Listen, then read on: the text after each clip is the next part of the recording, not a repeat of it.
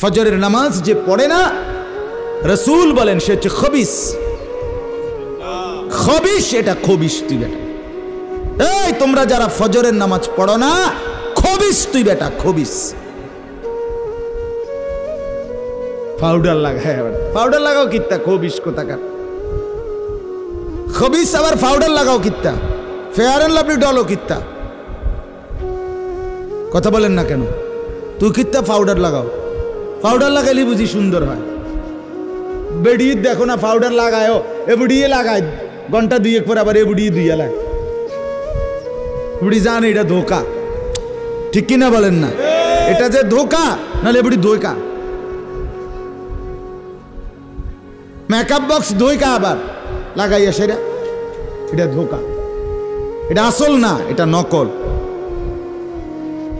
আল্লাহ নবী সাল্লাল্লাহু আলাইহি সাল্লাম বলেন বেনামাজি খবিস।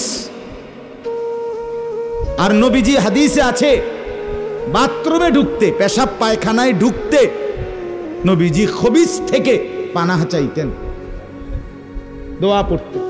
তো এই দোয়ার অর্থ কি? আল্লাহ আমি খবিস থেকে কি চাই? পানাহ চাই। তার মানে নবীজি বুঝাই দিছে উম্মত, পেশাব পায়খানার মধ্যে থাকে খবিস। খবিসের ঠিকানা কোথায়? Bathroom, bathroom, toilet. আল্লাহুম্মা ইন্নী আউযু বিকা মিনাল খুবুসি ওয়াল খাবায়েস। আল্লাহ খবিস থেকে পানাহ চাই।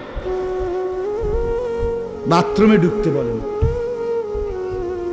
জন্য বেনামাজি খবিস। এই খবিসের ঠিকানা টয়লেট, নাপাক।